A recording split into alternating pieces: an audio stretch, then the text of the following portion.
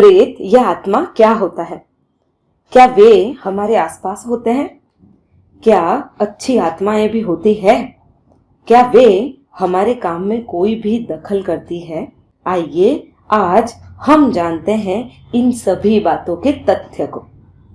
यह शुरू करें उससे पहले मैं आपको बताना चाहूंगी कि यदि आप मेरी चैनल पर नए हैं तो मेरी चैनल को सब्सक्राइब कर दें और बेल आइकन को दबाना ना भूलें, जिससे चैनल की अपडेट आपको सबसे पहले मिल सके।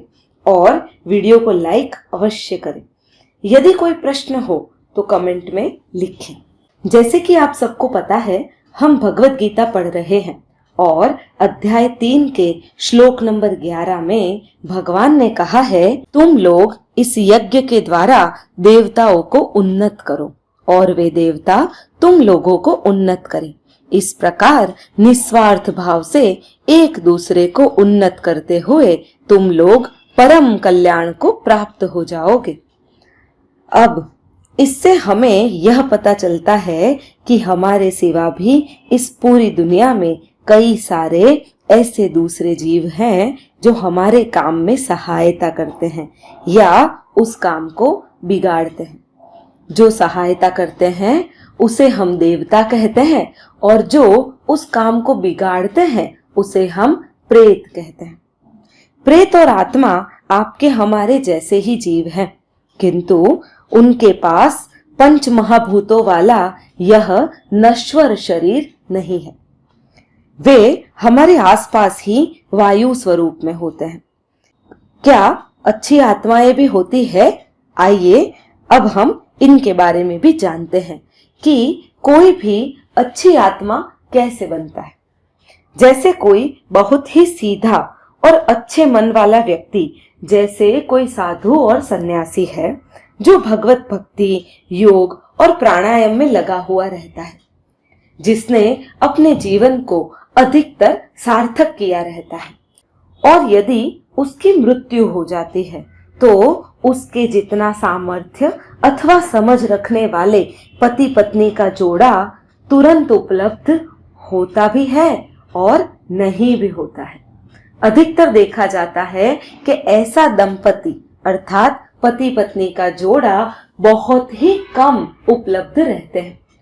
अगर आम व्यक्ति है तो उसके लिए तो गर्भ हर 24 घंटे में उपलब्ध होता ही है, पर जो बहुत अच्छी सोल होती है उसके लिए गर्भ उपलब्ध इतना आसानी से नहीं होता है, तो वे इंतजार करते होते हैं किसी अच्छे गर्भ का, जिससे वे फिर से पैदा होकर अपनी साधनाओं को कर सकें। इन्हें हम अच्छी आत्माएं अर्थात देवता कहते हैं। जब तक किसी अच्छे दंपति का शरीर उपलब्ध नहीं होता है, तब तक उनकी आत्मा अर्थात उनका मनस शरीर वायु स्वरूप में घूमता रहता है। अब आत्मा और मनस शरीर में काफी लोगों को काफी कॉम्प्लेक्सिटीज होंगी समझने में, तो आप मेरे आगे की वीडियोस देख सकते हैं। फिलहाल उसी मानस शरीर को हम आत्मा कह के संबोधित करेंगे, क्योंकि यह शब्द काफी जाना पहचाना है। किसी व्यक्ति जो मन का अच्छा है और कोई अच्छा काम करने जा रहा है, किसी की सेवा या फिर कोई ऐसा महान काम जिससे काफी लोगों की हेल्प हो सके, तो ऐसी आत्माएं जो साधु और सन्यासियों की होती है, जिसे हम देवता भी कहते हैं, वे उसकी मदद करते हैं, उसके कार्य को पूर्ण करते हैं। बिल्कुल उसी तरह से कोई बहुत बुरे व्यक्ति कई लोगों को परेशान किया हो, ऐसे लोगों की आत्माओं को भी प्रॉपर शरीर, इतना बुरे दंपति का शरीर मिलना मुश्किल हो जाता है, उन्हें भी समय लगता है। तो ऐसी आत्माएं प्रेत बनकर हमारे आसपास घूमती है।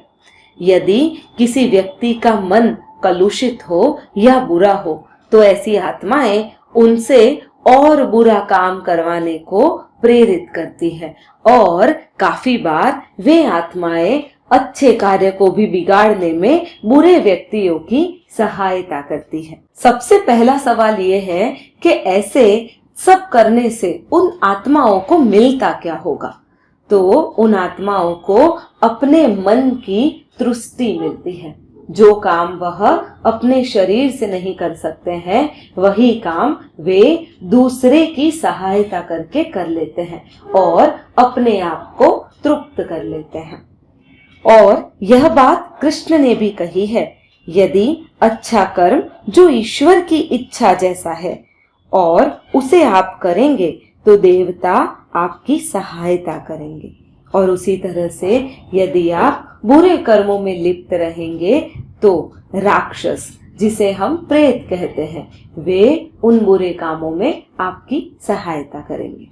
तो मित्रों, यदि आपको ये वीडियो पसंद आया हो तो लाइक अवश्य कीजिएगा। चैनल सब्सक्राइब नहीं किया है तो कर दीजिए।